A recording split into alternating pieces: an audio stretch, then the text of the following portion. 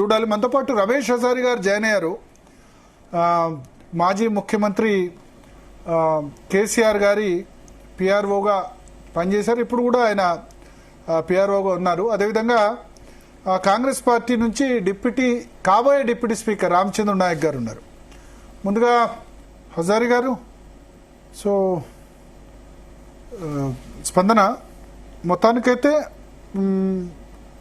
జగదీష్ రెడ్డి ఆయన స్టేట్మెంట్స్ అయితే చాలా సెన్సేషన్ అయ్యాయి. ఇంకో 2-3 హౌసెస్ కూడా ఈ విధంగా చేస్తున్నాయి వాళ్ళకి సంబంధించినవి. నాకు తెలిసి కావాలనే చేశారు. బీఆర్ఎస్ కూడా మిగతా ఎవరైతే రాంగ్ థంబ్నెయిల్స్ కానీ లేకపోతే ఇటువంటి పెడితే కనుక వాళ్ళకి హెచ్చరిక జారీ చేస్తామని చెప్పారు. ఎస్ హజారి గారు. నమస్కారం భరత్ గారు. నమస్కారం హజారి గారు, చెప్పండి. ఇప్పుడు ఎట్లా లాస్ట్ 3 రోజులుగా జరుగుతున్న పరిణామాలను ఎట్లా చూస్తారు మీరు? అంటే మహా టీవీ మీద దాడి గాని ఆ తర్వాత సంబంధించిన అంశం గాని దాన్ని ఎట్లా చూస్తారు? మీకు టీవీ ప్రేక్షకులందరూ నమస్తే. నేను ఇక్కడ ఒక సీనియర్ జర్నలిస్ట్ గా మాట్లాడుతున్నాను. తెలంగాణ జర్నలిస్ట్ గా, ఉద్యమ జర్నలిస్ట్ గా. మీరు అన్నట్టు నేను సీఎం గారి కేసీఆర్ గారి పిఆర్ఓ అని నేను జర్నలిస్ట్ కూడా. అయితే ఇక్కడ నేను ఈ మాట ఎందుకు అంటున్నానంటే ఇప్పటిదాకా జగదీష్ రెడ్డి గారు మాట్లాడినవన్నీ మనం విన్నాం. హలో, చెప్పండి వినబడుతుంది. మీరు అడిగిన మీరు ప్రశ్నలు అడిగిన తీరు కావచ్చు, లేదా పార్టీలకి ఆపాదించి, లేదా ఇటీవల కేటీఆర్ గారి మీద మహా టీవీ చేసినటువంటి థంబ్నెయిల్స్ అవన్నీ కూడా చర్చకు వచ్చి నేను ఆ పర్టికులర్స్ పోను. నేనేమంటున్నా అంటే దీన్ని మనము ఏమంటారు, బొంగట్లో అన్నం వేసుకొని ఏరుకునేటువంటి పరిస్థితి ఉంది. ఇది మీడియా వ్యవహారం, ముఖ్యంగా తెలంగాణలో.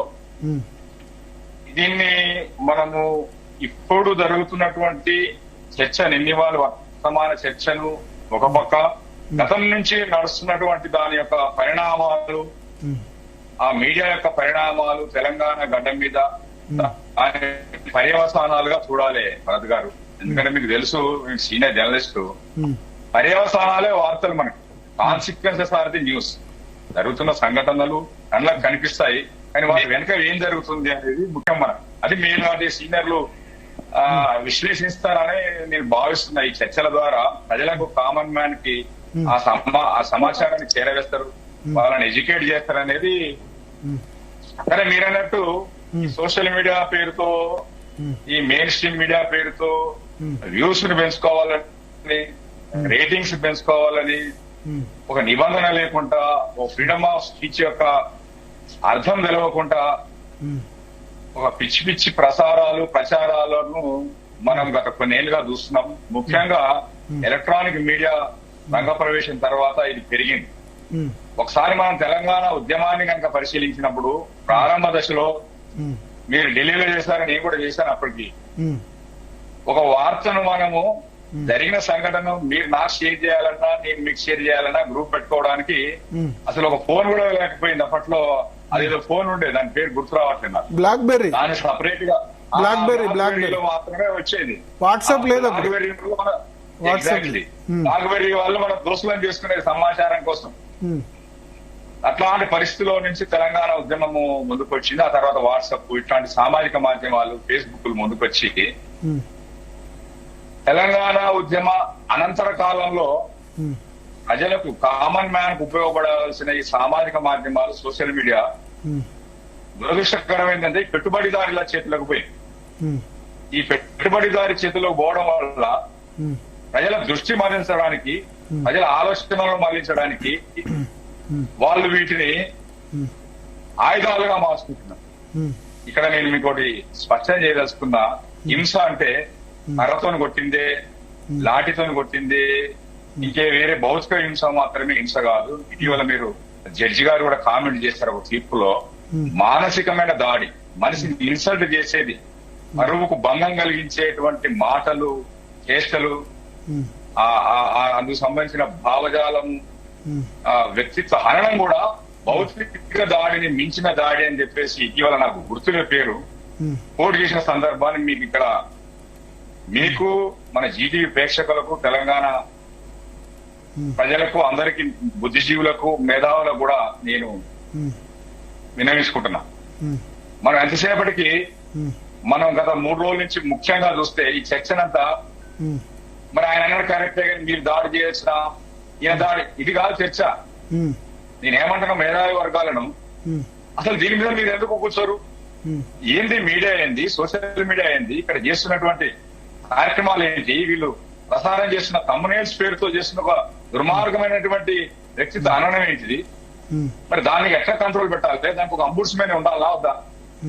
మరి ప్రజాస్వామిక వాదులు ప్రజాస్వామిక స్వేచ్ఛ హరించబడుతుంటే అది సామాన్యునికి నష్టం కలిగిస్తుంది కదా. రాజ్యాంగం ఆర్టికల్ 19(1)(2) ప్రకారం ఇచ్చినటువంటి భావ ప్రకటన స్వేచ్ఛనే పత్రికా స్వేచ్ఛ. దానికి ప్రత్యేకించి స్వేచ్ఛలు ఉండవు. అదే పత్రికా స్వేచ్ఛ, ఫ్రీడమ్ ఆఫ్ ప్రెస్. నువ్వు దాన్ని అచ్చేయాలన్నా ముద్రించాలన్నా భరత్ గారు మీకు తెలుసు, ఒక కరపత్రం వచ్చేస్తే నీ భావాన్ని ప్రకటించడానికి దాని కింద నీ పేరు, ఫోన్ నెంబర్ ఉండాలండి. ఒక బుక్ వేయాలంటే పబ్లిషర్ పేరు ఉండాలి. ఒక పేపర్ పెట్టాలంటే మీకు తెలుసు, RNI సర్టిఫికేట్ కావాలంటే, టైటిల్ వెరిఫికేషన్ కావాలంటే ఇప్పుడు 33 రకాల వెరిఫికేషన్ ఉన్నాయి. నీ బ్యాంకు బ్యాలెన్స్ చూస్తాడు, నీకు MRO వచ్చి చెక్ చేసుకొని పోతాడు, నీ పోలీస్ ఆయన వచ్చి చెక్ చేసుకొని పోతాడు. ఈయన కరెక్ట్ ఫేక్ అంటే నీ భావ ప్రకటనను ముద్రించాలి, ప్రకటించాలి ఒక పత్రిక ద్వారా, ఒక ఛానల్ ద్వారా. అంటే ఇన్ని రకాల నిబంధనలు రాజ్యాంగం విధించింది. మరి ఇట్లాంటి నేపథ్యంలో నుంచి ఇవాళ ఫేస్బుక్ పేరుతో, వాట్సాప్ పేరుతో, ఇన్స్టాగ్రామ్ పేరుతో 1,00,000 పేర్లతో సోషల్ మీడియా డయాసులు వేదిక మీదకి వచ్చింది. దీన్ని అంతర్జాతీయ సమస్యగా మారింది. వాస్తవంగా దీని మీద ఇంటర్నేషనల్ డిబేట్ జరగాల. ఏంది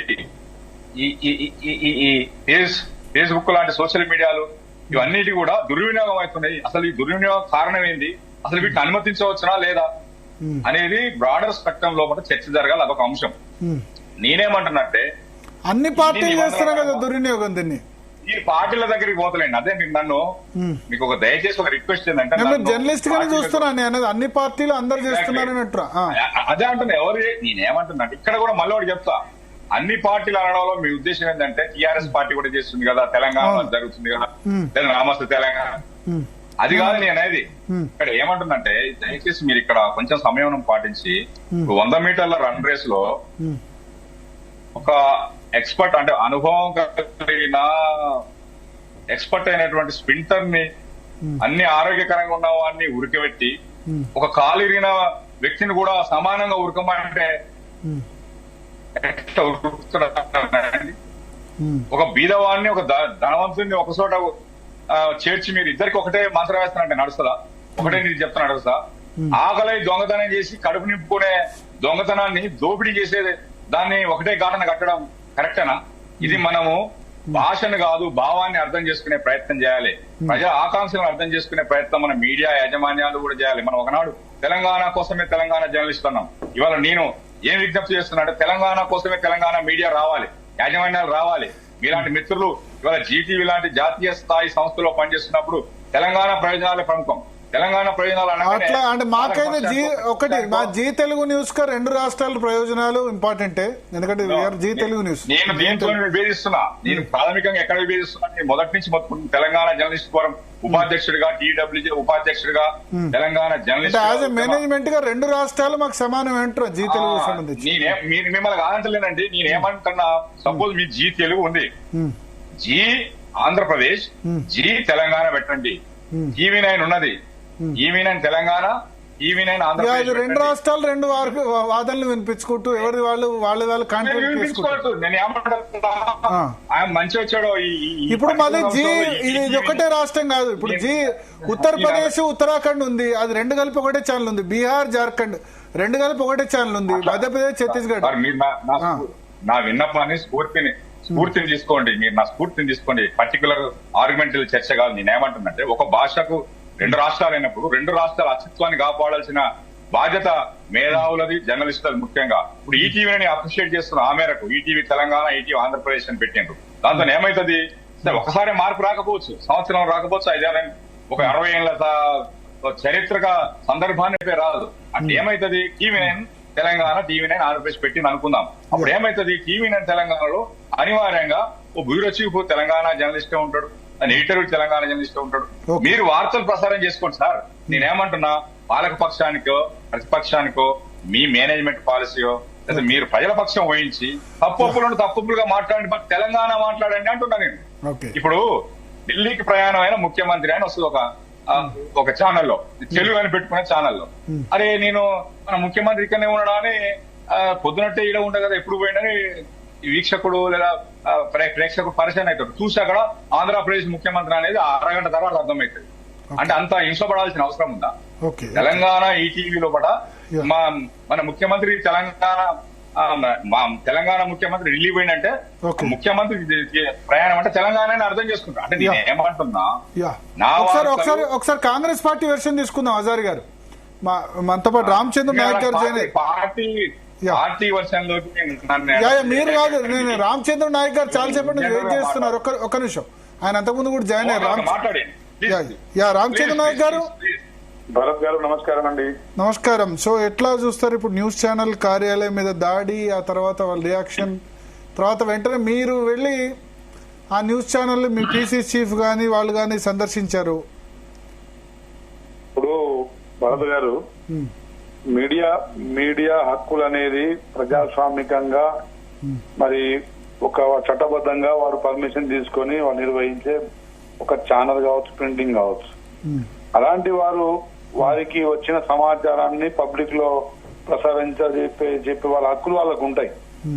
మరి వారు ప్రజాస్వామికంగా పోతున్నప్పుడు అదేవిధంగా ఎవరైనా వ్యక్తికి వారి వ్యక్తిగత మరి హక్కులకు భంగం కలిగినప్పుడు వారు చట్టపరంగా వాళ్ళు చర్యలు తీసుకోవడానికి వారికి కన్జ్యూమర్ ఫోరం కావచ్చు, లేకపోతే మన కోర్టుకు వెళ్లే మరి కంప్లైంట్ ఇచ్చి పోలీస్ స్టేషన్ లో వాళ్ళని కోర్టు ఇచ్చే పరిస్థితి గతంలో చూసినాం. అలాంటి లీగల్ గా ప్రొసీడ్ కాకుండా చట్టాన్ని చేతిలో తీసుకుంటాం, చట్టాన్ని తప్పే వాళ్ళు మీడియా వాళ్ళు చేసింది తప్ప ఒప్ప అనేది అది కోర్టు తేల్చాలి తప్ప మనకు మనమే తేల్చేసి మనమే తక్షణ న్యాయం కావాలి, తక్షణంగా వారి మీద మరి అంటే దాడులు జరగాలి, లేకపోతే మేమేదో వారికి వార్నింగ్ ఇవ్వాలి, మేము దాడి చేయలేదు, కేవలం వారికి ఒక వార్నింగ్ ఇస్తున్నాం. ఏంటిది ఇదంతా?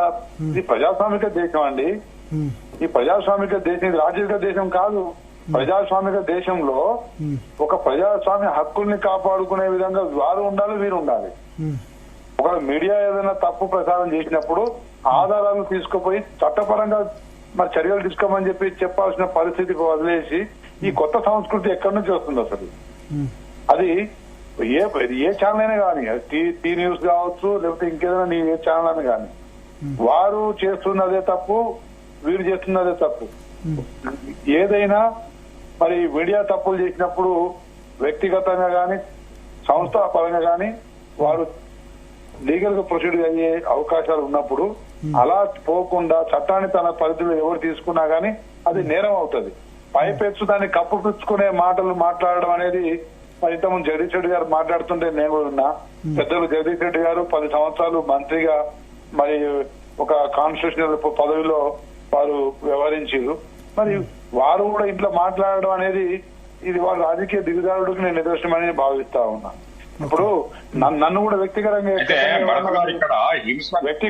వ్యక్తిగతంగా నిందించినప్పుడు చట్టపరంగా మీరు ప్రొసీడ్ కండి. చట్టాలు ఉన్నాయి కదా, రాజ్యాంగం ఎందుకు రాసిరు, చట్టాలు ఎందుకు వచ్చినాయి, చట్టాలలో మీ హక్కులు ఎవరన్నా కాలు రాస్తే వారిని చట్టంగా ప్రొసీడ్ కండి, నష్టపరిహారం మీరు పెట్టండి.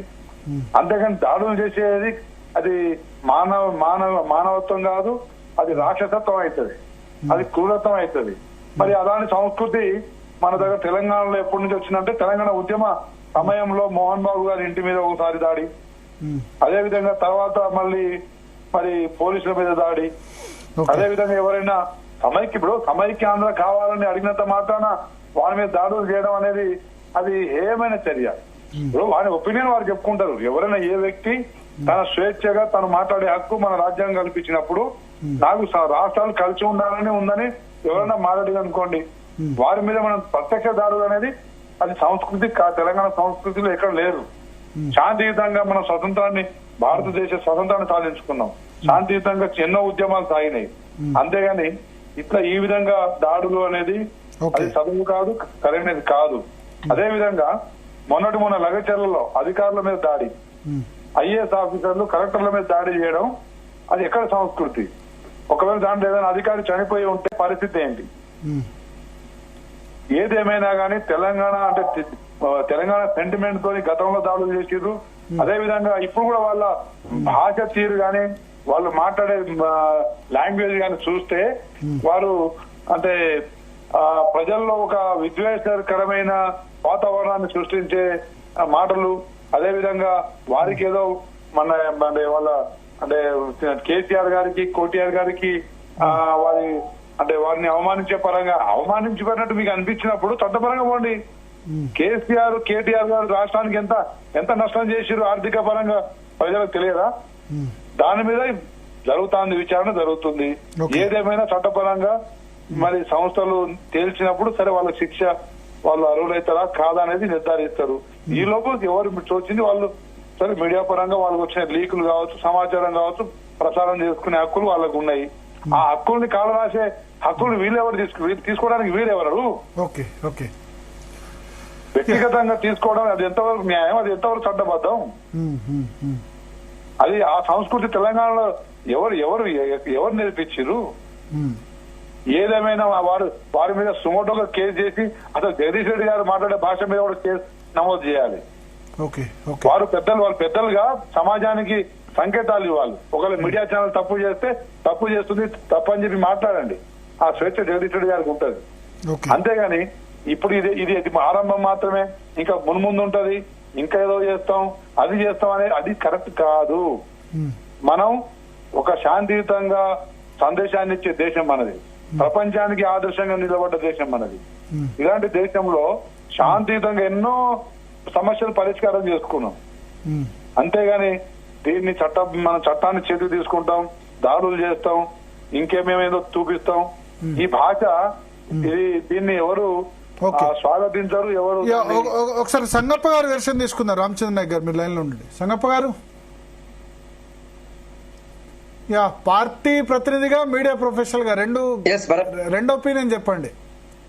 భారతీయ జనతా పార్టీ ఒపీనియన్ ఏంటి, మీడియా పరంగా మీ ఒపీనియన్ ఏంటి, మీడియాలో ఉన్న వ్యక్తిగా? భారతీయ జనతా పార్టీ ఆల్రెడీ ఆ మహాన్యూస్ పై జరిగిన దాడిని ఖండించింది. పార్టీ ప్రతినిధులుగా నేను, ఎస్ కుమార్ గారు, ఎన్వి సుభాష్ గారు మీద పోయి వచ్చినాం అక్కడికి, వాళ్ళ సంఖ్య కూడా చెప్పొచ్చినాం. ఇక జర్నలిస్ట్ గా అంటే భరత్ గారు తెలంగాణ ఉద్యమంలో నేను ఉన్నా, మీరు ఉన్నారు, రమేష్ హజారి గారు కూడా ఉన్నారు. మనం అందరం కూడా తెలంగాణ ఉద్యమ వార్తల్ని కవర్ చేసినాం. తెలంగాణ ఉద్యమ సమయంలో సమైక్యాంధ్ర సంస్థలకు సంబంధించి ఏమన్నా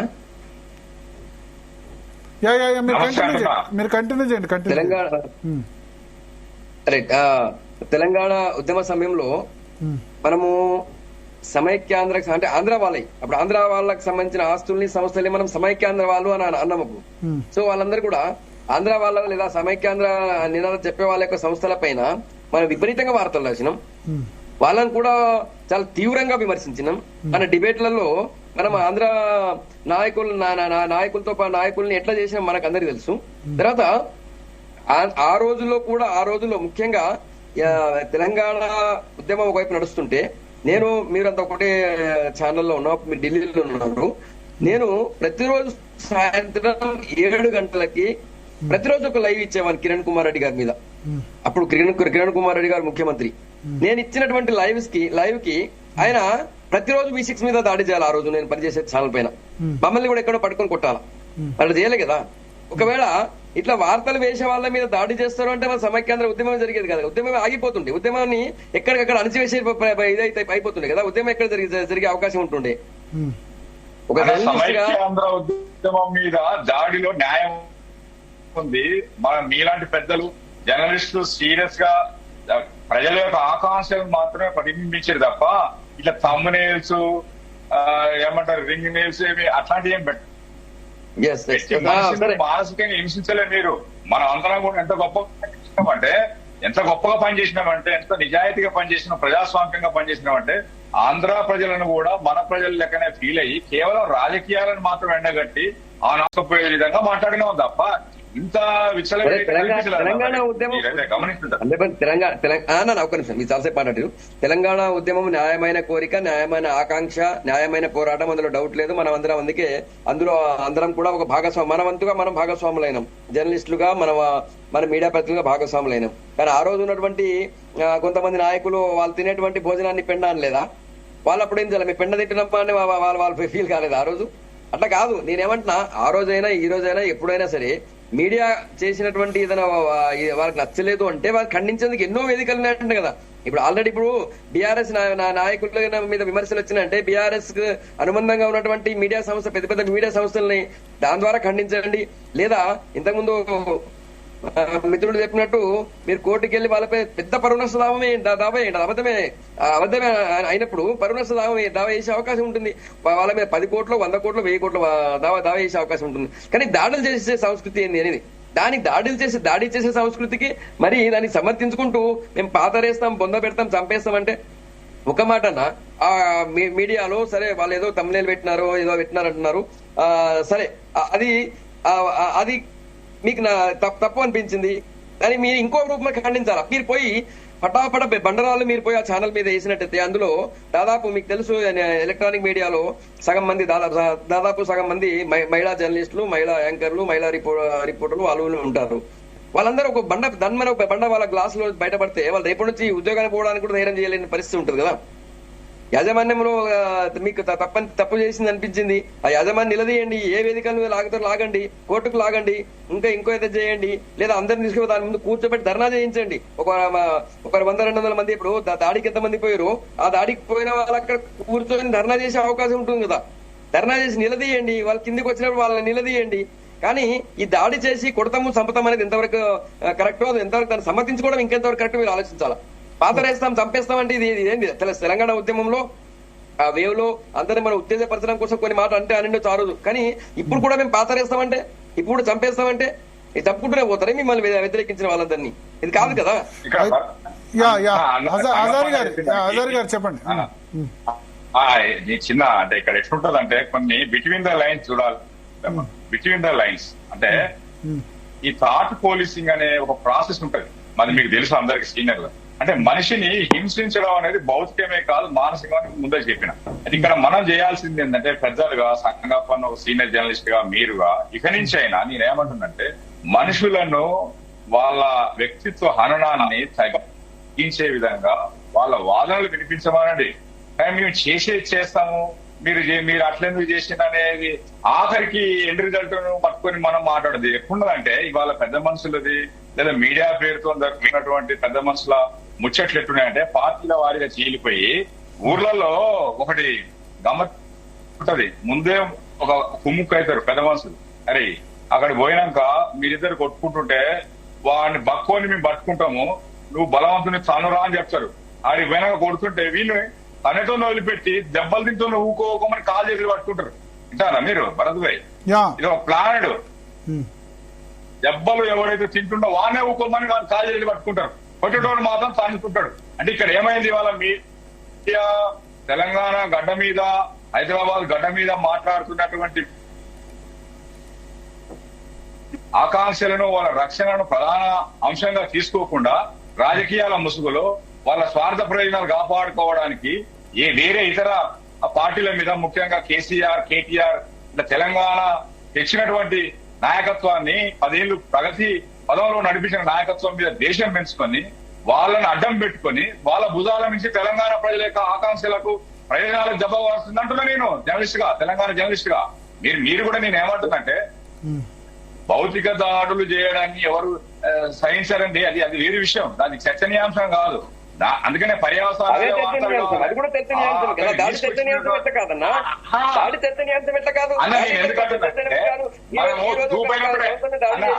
రేపు ఇంకొకరు మా విమర్శిస్తే వాళ్ళని కొడతారు, వాళ్ళని చెప్తారు.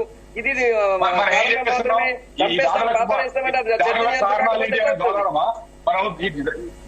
మీకు ఈ దాడులకు కారణం ఏందనేది దోలాడుకునేటువంటి సీనియర్ జర్నలిస్ట్ గా మీకు తెలంగాణ బిడ్డగా మీకు లేదా? దూపైనప్పుడే బాయ్ చదువుకుంటావా?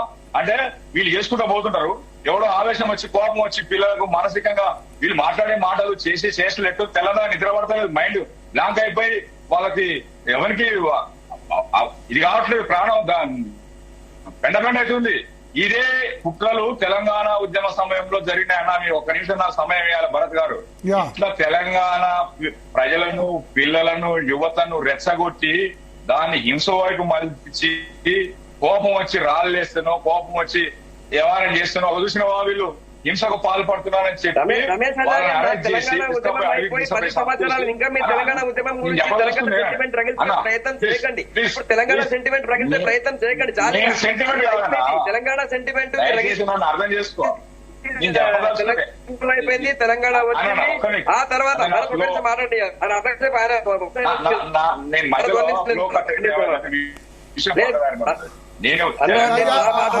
హజారీ గారు మళ్ళీ మీకు అవకాశం ఇస్తాను. ఇప్పటికీ కూడా ఇంకా మీరు తెలంగాణ ఉద్యమం, తెలంగాణ సెంటిమెంట్ అనేది ఇంకా ఎన్ని రోజులు చెప్తారు అంటున్నా. తెలంగాణ ఉద్యమం జరిగింది, తెలంగాణ రాష్ట్రం ఏర్పడింది, తెలంగాణ రాష్ట్రం ఏర్పడిన తర్వాత తెలంగాణ రాష్ట్రం ఏర్పడిన తర్వాత ఓకే తెలంగాణ రాష్ట్ర అభివృద్ధి గురించి మాట్లాడదాం, తెలంగాణ రాష్ట్ర అభివృద్ధి గురించి మాట్లాడదాం. ఇంకా కూడా మీరు సెంటిమెంట్ రగిల్చి ఇంకేదో చేయాలంటే ఎట్లా? ఇంకెక్కడ ఇంకా ఎన్ని రోజులు మీకు రెచ్చగొడుతున్నారు? ఇట్లా ఇంకా ఎన్ని రోజులు రెచ్చగొడుతున్నారు? ఇంట్లో రెచ్చగొట్టేది ఏం లేదన్నా. వాస్తవం మాట్లాడుకుందాం అంటున్నా, విషయం మాట్లాడుకుందాం అంటున్నా, చరిత్రను అర్థం చేసుకుందాం. గతం అర్థం కాకుండా వర్తమానం అర్థం కాదు, వర్తమానం అర్థం చేసుకోకుండా మన భవిష్యత్ తరాల బాటలేయలేము. తెలంగాణ ఉద్యమ సమయంలో ఇది కూడా అయితే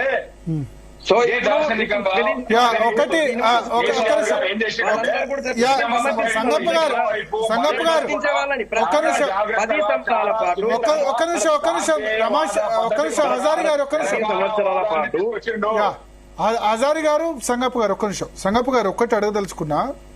ఎస్, దాడి చేయడం, రాళ్లతో దాడి చేయడం అబ్సల్యూట్లీ రాంగ్. బట్ నేను ఈ కేసు అని చెప్పట్లేదు. కానీ ఇప్పుడు ఈ రాజకీయ విమర్శలు కూడా 2 రకాలు ఉంటాయి. ఇప్పుడు ఈటల రాజేందర్ బయటకు వచ్చి కేసీఆర్ నా ఫోన్ ట్యాప్ చేశాడు అన్నది ఒకటి. ఆ హీరోయిన్ల ఫోన్లు కేటీఆర్ ట్యాప్ చేశాడు అని వాళ్ళ థంబ్నెయిల్స్ పెట్టి అన్నది బిలో ది బెల్ట్ కొట్టడం కాదా? అది రెండు ఒకే రకంగా చూడాలా? ఆ హీరోయిన్ రమ్మన్నాడు,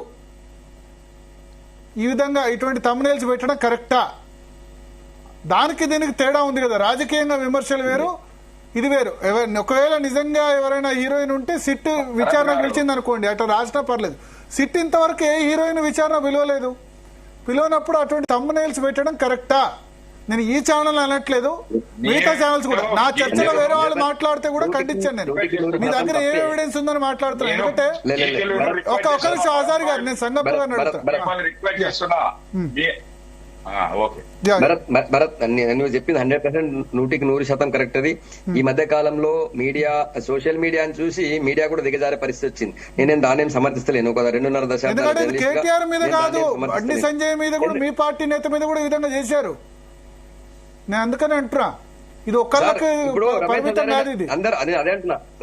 రమేష్ హజారీ అన్న ఈరోజు చాలా సరే, ఆయన ఈరోజు వాళ్ళ వైపు వచ్చింది కాబట్టి ఆయన బాధపడుతూ మాట్లాడుతున్నాడు, ఓకే. గాని బండి సంజయ్ గారి కుటుంబ సభ్యుల పైన, బండి సంజయ్ అన్న మీద వీళ్ళ సోషల్ మీడియా మామూలు అరాచకం చేయలేదు. అట్లా అనుకుంటే నేనేమంటాను, దాన్ని నేను సమర్థిస్తలేను. వాళ్ళు అప్పుడు చేసారు కాబట్టి వీళ్ళు చేసిన కరెక్ట్ అని అంటలేను. మీ సోషల్ మీడియా చూసిన తర్వాత సోషల్ మీడియా స్థాయికి కొన్ని మీడియాలు దిగజారని నేను కూడా సమర్థించను. కాకపోతే ఏంటంటే నేనేమంటున్నా అంటే జరిగినంత మంది వెంటనే మీరు ఈ దాడి అనే దాన్ని అంత అన్న 100,000 మంది ఎంప్లాయీస్ ఉన్నారు, వాళ్ళ మీద దాడి చేసి అందరూ భయభ్రాంతాలు గురి చేయడం మీద వీళ్ళందరూ కూడా పోయారు కదా. 10-15 మంది పోయారు. 15 మంది కాదు, 100 మంది పోయి ధర్నా చేయించండి అక్కడ. కిందికి వచ్చినప్పుడు తెలుస్తుంది కదా. ఆ ధర్నా చేసిన రోజు ఒక మీడియా ధర్నా చేసి మిగతా సోషల్ మీడియా కూడా కవర్ చేస్తాయి కదా అక్కడ. కానీ ఒకటి వాస్తవం నేనేమంటున్నా అంటే, బిలో ద బెల్ట్ చూడండి, బిలో ద బెల్ట్ అన్న దాన్ని ఎవరు సమర్థించకూడదు కూడా. పొలిటికల్ లీడర్ మీద చేసినా సమర్థించదు. నీ దగ్గర ఎవిడెన్స్ లేనిది పలానా వాళ్ళు వచ్చి మాట్లాడారు అనుకోండి, ఆ హీరోయిన్ బయటకు వచ్చి మాట్లాడింది అనుకోండి, లేదా అట్లీస్ట్ ఆ హీరోయిన్ సిట్ విచారణకు పిలిచి అప్పుడు ఆమె మాట్లాడినా, అప్పుడు ఏమైనా స్పెక్యులేటివ్ చేసినా అర్థం ఉంటుంది. ఎవరిని పిలువంది ఒక వ్యక్తికి పలానా హీరోయిన్ పిలిచాడు, రమ్మన్నాడు, ఈ విధంగా పెడితే అది కరెక్ట్ కాదు కదా అంట. ఏ పొలిటికల్ లీడర్ అయినా ఇవాళ కేటీఆర్ అనొచ్చు, రేపు రేవంత్ రెడ్డి అనొచ్చు, ఇంకో రోజు బండి సంజయ్ అనొచ్చు, వేరే లీడర్ అనొచ్చు, వాళ్ళు అనొచ్చు. అది అన్నప్పుడు వాళ్ళ ఫ్యామిలీ ఇబ్బంది పడుతుంది కదా అంట. వాస్తవం నేనేమంటున్నా అంటే, మీరు చెప్పింది ఆ థంబ్నెయిల్స్ ఏవైతే అన్నీ కరెక్ట్ 100%. అది అది కరెక్ట్ కాదు, దాన్ని ఎవరు సమర్థించడం. బిలో ద బెల్ట్ ఎవరు కూడా పోకూడదు, మొదటిది. రెండోది, మీడియాగా ఒకప్పుడు ఉన్నటువంటి ఆ హుందాతనం అనేది లేకుండా పోయింది. ఈరోజు సోషల్ మీడియా దిగజారింది. సోషల్ మీడియాకైతే దానికి పట్టపగ్గాలు ఉండవు, దానికి ఇది కంట్రోల్. ఎన్నో యాక్ట్స్ వస్తున్నాయి. ఆ యాక్ట్స్ వచ్చినా కూడా, ఎన్ని కేసులు పెట్టినా కూడా ఒకరిని పట్టుకుని ఇంకో 10 మంది చేస్తూనే ఉన్నారు. దాన్ని చూసి మీడియా కూడా దిగజారకూడదు అనేది నేను కూడా ఒప్పుకుంటాను 100%. దిగజారకూడదు, అది మీడియా హుందాతనమే కాదు. ఓకే హజారి గారు, దాన్ని హజారి గారు, భారత్ గారు ఏం లేదు. ఇప్పుడు నేను మిమ్మల్ని రిక్వెస్ట్ చేసేదంటే, సంగప్ప అన్న మీరు కూడా చెప్పండి, ఇప్పటికైనా ఒక నిర్ణయం తీసుకొని, ఇప్పుడు మనకు తెలంగాణ జర్నలిస్ట్ ఫోరం ఉన్నది, మీలాంటి జీతీలు లాంటి నేషనల్ ఛానల్స్ ఉన్నాయి, భరత్ గారు లాంటి సీనియర్ జర్నలిస్ట్ ఉన్నారు, అందరు కూర్చొని ఒకసారి దీని మీద ఒక పాలసీ తయారు చేద్దాం. దీనికి అంబుడ్స్మెంట్ సిస్టమ్ ఉండాలి. అంటే ఏంటి, వాళ్ళు చేసుకుంటా పోతుంటారు, తర్వాత ఎవరికో కోపం వచ్చి నిరసన వ్యక్తం చేయబోతాడు. ఆ నిరసన ఒక్కోసారి పక్కదారి బట్టే అవకాశాలు ఉంటాయి. ఇవన్నిటిని మనం అంచనా వేయగలగాలి. ముందస్తుగా మనం ఒక ఆలోచన చేసుకోగలిగి, వాళ్ళ యొక్క పరిమితులను గుర్తు చేస్తూ, ప్రజాస్వామిక హక్కులను గుర్తు చేస్తూ, పత్రికా స్వేచ్ఛను గుర్తు చేస్తూ, ఎప్పటికప్పుడు హెచ్చరించేటువంటి ఒక వ్యవస్థ ఉండాలా. మేధావులు కూడా ఏం చేస్తున్నారు, సీనియర్ సంపాదకులు, జర్నలిస్టులు, అవన్నీ జరుగుతున్నప్పుడు ఏ పక్షమైనా సరే, ఇప్పుడు నేను ఒక గ్రూప్ పెట్టిన ఉదాహరణ, అందులో నిబంధన ఏంటంటే దీంట్లో అన్పార్లమెంటరీ పదాలు గాని శబ్దాలు గాని వేయడానికి లేదు. మీరు అభిమానం ఉన్న నాయకుడి కోసం వేసినా అది కుదరదని చెప్తున్నాం. అంటే అట్లా మనం ఇక్కడ ఒక సంఘంగా, ఒక సంస్థగా, వ్యవస్థగా, సీనియర్ జర్నలిస్టులుగా, సంపాదకులుగా ఎప్పుడైతే పెడుతున్నారో ఒక అంబుడ్స్మెంట్ వ్యవస్థ పనిచేయాలి. నెంబర్ 1. నెంబర్ 2, మీలాంటి పెద్దలు, మేధావులు చర్చ పెట్టినప్పుడు పర్టికులర్ అంశాల చుట్టే తిప్పొద్దు. తమ్మునేలు పెట్టినప్పుడు జరిగేటువంటి మానసిక హింస ఎంత తీవ్రమైందో, ఆ తర్వాత జరిగే దాడి కూడా అంతే తీవ్రమైంది. 2 ఒకటే అనే మానసిక స్థితిలో మనం ఉండాలా. ఇప్పుడు నీ చేసుకుంటూ పోతావు, నువ్వు దాని పర్యవసానంగా వచ్చిన వ్యవహారాన్ని మాత్రమే మనము తప్పుపడతామనే కోణంలో కాకుండా, రాజకీయ ఒత్తిడి చేద్దామనే కోణంలో కాకుండా, అది ఎప్పుడు జరిగినా. అయితే సంగప్ప గారు మీరు అన్నారు ఇంతకుముందు, తెలంగాణ ఉద్యమ సమయంలో ఒక్కోసారి భావోద్వేగం కోసం ఓ చిన్న మాట మాట్లాడు. ఇప్పుడు మీరు గమనించుకుంటే ఆ ఉద్యమ సమయంలో కేసీఆర్ దార్శనికత మనకు అర్థమవుతుంది. అంత పెద్ద ప్రజా ఉద్యమము, కోట్లాది మంది ప్రజలు ఛార్జ్ అయి ఉన్నారు. తెలంగాణ కోసం ఎక్కడన్నా ఎప్పుడన్నా ఒక దాడికి ప్రేరేపించే విధంగా హాస్యాస్పదంగా మాట్లాడవచ్చు, రెడిక్యులస్ గా కొంత ప్రజల యొక్క భావోద్వేగాన్ని చల్లార్చడానికి కొన్ని మాటలు అనొచ్చు తప్ప, భౌతికంగా దాడులు చేయమనేటువంటి ఒక పిలుపన్న మీరు నాకు చూపించగలుగుతారా? కేసీఆర్ గారి మొత్తం 2001 నుంచి 2014 దాకా, అంటే అంత సున్నితంగా పట్టుకొచ్చిండు, అంత నిస్వార్థంగా పట్టుకొచ్చిండు, అంత అహింసా పద్ధతిలో, గాంధేయ పద్ధతిలో పట్టుకొచ్చింది. ఇది వాస్తవము, దీన్ని మనం ఎవరు కాదనలేని విషయం. అయితే అనంతరం 10 ఏళ్ల కాలంలో నేను ఒకటే చెప్తున్నా, మీరు ఇంతకుముందు తెలంగాణ వాదం ఇంకా ఉన్నదే ఎప్పటికి ఉంటదన్నా, అది ప్రజల ఆకాంక్షలు ఎప్పటికీ బతుకుంటాయి. కాకపోతే ఆయా సందర్భాలను బట్టి, ఇప్పుడు సంధికాలం మీరేమంటారు, 10 ఏళ్ళు ఏం చేసిరంటారు, అనగానే అనే మాట అదే. దానికి కూడా సమాధానం చెప్తా. మనము కొట్లాడో త్యాగాల మీద తెలంగాణ తెచ్చుకొని దాన్ని నిలబెట్టుకోవాలి, దాన్ని ప్రగతి పదంలో తీసుకుపోవాలి. నవీనోని ముందర జారి పడ్డట్టు ఉండకూడదు. ఈ దేశంలో మీకు తెలివి ఉన్నదిరా, మీకు తెలంగాణ వాడికి పాలన వస్తుందా, మీకు అసలు ఆ సోయి ఉన్నదా అనేటువంటి వాళ్లకు చంప మీద దెబ్బ కొట్టినట్టుగా మనం తెలంగాణను నిలబెట్టుకున్నాం. ప్రగతి పదంలో దేశంలో ఉన్న నెంబర్ 1 అనేటువంటి ఒక పరిస్థితి తీసుకుపోయినాం. ఈ ప్రాసెస్ అది చిన్న టైం అన్నా, 60 ఏళ్ల 100 ఏళ్ల పాటు వెనకబడి ఆగమైపోయిన తెలంగాణను లైన్లో పెట్టడానికి 10 ఏళ్ల కాలం చిన్నది. ఈ సమయంలో అన్ని నెత్తిన పెట్టుకోలేం కదా. ఇప్పుడు నువ్వు ఆ క్రమంలో కొంత పాలనాపరమైన, విధానపరమైనటువంటి నీళ్లు ఇచ్చుకోవాలి, వ్యవసాయం బాగు చేసుకోవాలి, కరెంట్ ఇచ్చుకోవాలి, ఆ సంక్షేమ పథకాలను ఆసరా పెదమస అన్ని చూసుకోవాలి. ఒక ఫోకస్డ్ గా పోయే క్రమంలో కొంత ఈ మీడియా, సంస్కృతి, సినిమాలు ఇట్లాంటి అంశాల మీద కేసీఆర్ గారు కొంత సమయం ఇచ్చిన మాట వాస్తవం. కానీ దాన్ని ఏమి ఇప్పుడు దాన్ని కిల్ చేయలేదు, దాన్ని ఏమనలేదు, అక్కడ పెట్టిన అభ్యాస లో దాన్ని ఏం చేసింది. ఇప్పుడు అమ్మ మాకు తెలవకుండా, మాకు కాదనకుండా మీరు తెలంగాణ చేసుకుంటారా, మీ పాలన ఎట్లా నడిపిస్తాం చూడమని అప్పటికే ఇక్కడ తిష్ట వేసుకుని ఇక్కడ అయిపోయింది కదా. ఇప్పుడు 10 సంవత్సరాలు సెటిల్ అయిపోయింది, మొత్తం 10 సంవత్సరాలు సెటిల్ అయిపోయింది సినిమా ఇండస్ట్రీ. కానీ మిగతా ఇంకా ఏం సెటిల్ కాలేదు, సెటిల్ కాలేదండి. బీఆర్ఎస్ గ్రిప్ లోనే సినిమా ఇండస్ట్రీ ఉంది. నాకు 5 నిమిషాలు సమయం ఇవ్వాలా, దయచేసి మిమ్మల్ని రిక్వెస్ట్ చేస్తున్నా. 10 ఏళ్ల పాటు ఉమ్మడి రాజధాని ఉందండి. ఉమ్మడి రాజధాని అనేది మన తెలంగాణ ప్రజల నెత్తి మీద వేలాడుతున్నటువంటి కత్తి. నీవు ఎట్టి పరిస్థితుల్లో ఏ మాత్రం తేడా వస్తే దాన్ని ఏమైనా చేయొచ్చు అనే సెక్షన్లు పెట్టి గవర్నర్ కింద పెట్టి మనకు ఒక నిబంధన పెట్టి ఆనాడు రాష్ట్ర విభజన చేసినారు. అది మీకు తెలుసు. ఈ సంధి కాలంలో ఎట్లా ఉండాలి, మనం ఎంత జాగ్రత్తగా ఉండాలా, ఈ ప్రతీప శక్తులను ఎట్లా కనిపెట్టుకుంటుండాలా అని మనం జర్నలిస్టులుగా మనం కూడా ఈ సంధి కాలంలో ఒక సంగప్ప గారు మీరు మ్యూట్ ఉంది, ప్రభుత్వాన్ని కాపాడుకోవాలి. మ్యూట్ ఉంది సంగప్ప గారు, మీరు మాట్లాడుతున్నారు కానీ మ్యూట్ ఉంది సంగప్ప గారు. అట్లా నన్ను మాట్లాడి రాదే, ఆయనకు మ్యూట్ మీరే మాట్లాడుతూ మీకు అవకాశం. ఆయన చెప్పిపోతున్నారు మ్యూట్ ఉంది సంగప్ప గారు. నన్ను చెప్పని అన్నా చెప్పండి చేపించే కార్యక్రమం రాజకీయ నాయకుని కాదు. చెప్పండి. మీరు కూడా దయచేసి రేటింగ్లు పెంచే ట్విస్టులు రేటింగ్ ఏం లేదు లేదు మీరు మీకు 20 నిమిషాలు మాట్లాడారు మీరు. భరత్ గారు మాకు ఏమంటారు తెలంగాణ అర్నాబు కావాలా, ఒక పెద్ద మాకు మీడియా పర్సన్ కావాలని మేము కోరుకుంటున్నాం. నేను వచ్చిన గెస్ట్ మాట్లాడతాను. కేసీఆర్ పొగడతల కోసం రమేష్ హజార్ ఆల్రెడీ ఒక గంట సేపు చెప్పిండు, ఇంకొక గంట సేపు ఇంకొక రోజు పెట్టు. ఇప్పుడు నేను పొలిటికల్ మాట్లాడాలంటే మీరు డిబేట్ చేస్తుంది. మీరు కేసీఆర్ తన గొప్ప చేసి నువ్వు పని చెప్పాలా మరి? ఇప్పుడు కంటిన్యూ చేద్దాం మరి. తెలంగాణ రాష్ట్రం మారిందని చెప్పి మొత్తం అందరూ చెప్తున్నారు. ఎంత ఖర్చు అవుతుంది?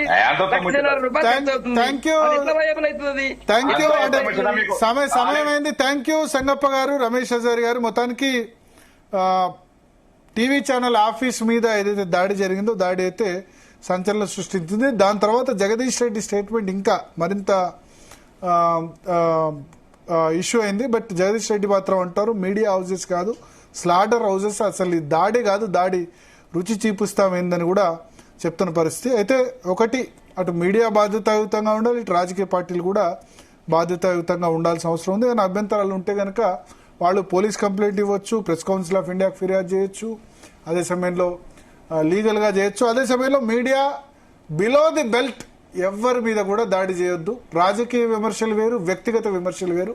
దీన్ని మీడియా కానీ social media, main stream media అయినా సోషల్ మీడియా అయినా డెఫినెట్గా దాన్ని దృష్టిలో పెట్టుకుంటే బాగుంటుంది.